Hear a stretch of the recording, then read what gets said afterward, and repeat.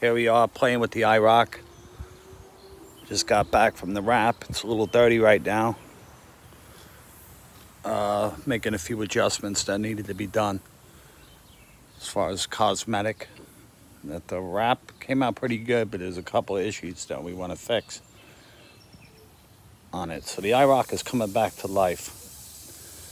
This car has a very interesting story. It was once mine years ago, and I had gotten rid of it. And my oldest son wanted it when I got rid of it, but he was young at the time. And then this car was, I guess, meant to be in the family because it came back for sale 7 years later, and my son purchased it.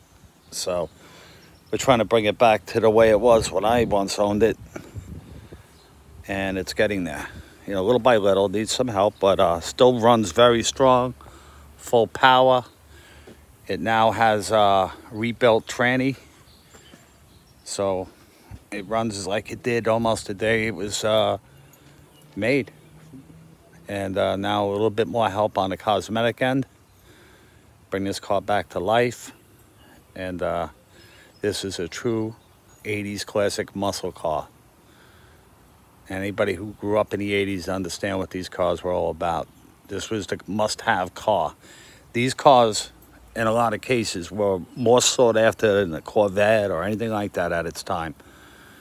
Back in those days, it was these Mustang GTs, the Firebird, Trans Am, you know, cars like that. Mainly all General Motors cars. Buick Grand National, Monte Carlo Super Sport. Those were the big dogs back in the 80s.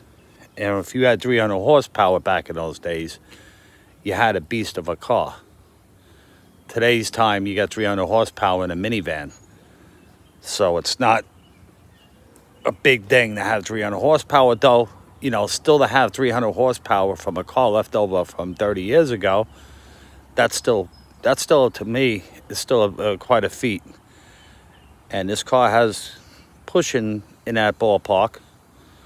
And we'll keep you guys posted on this. The more we put work into this and bring it back to its once former glory, and we'll have the completed project probably by the end of this year. So thanks for watching.